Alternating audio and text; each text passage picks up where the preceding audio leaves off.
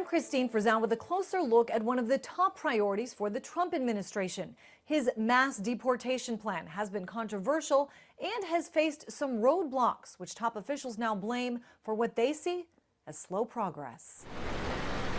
From an apartment complex in Baltimore, Maryland, to a construction site in Big Fork, Montana, the targeted enforcement efforts by immigration agents inside this country have carried on just about every day since President Donald Trump took office. But there appears to be a widening divide over the best approach to immigration enforcement. Some Democrats urging citizens and non-citizens alike to resist arrest. What ICE tries to do is that they rely on people not knowing their rights in order to enter buildings, in order to search workplaces, etc.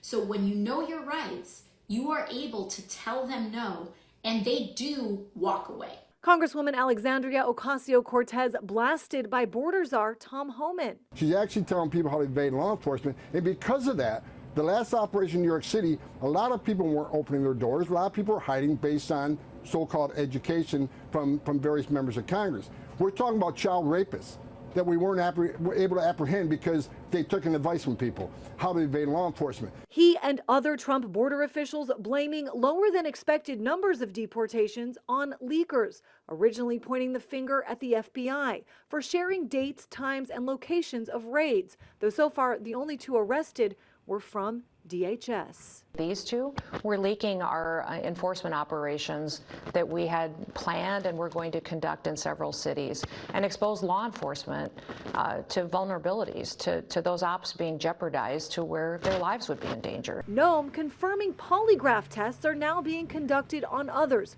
warning of prosecution and up to 10 years behind bars. Immigration and Customs Enforcement now has a new man at the top. Todd Lyons has been chosen to replace Caleb Vitello as acting ICE director. Vitello was reassigned a few weeks ago, yet another sign that bringing up the number of arrests and deportations remains a top priority for the Trump administration. I'm Christine Frizzell reporting.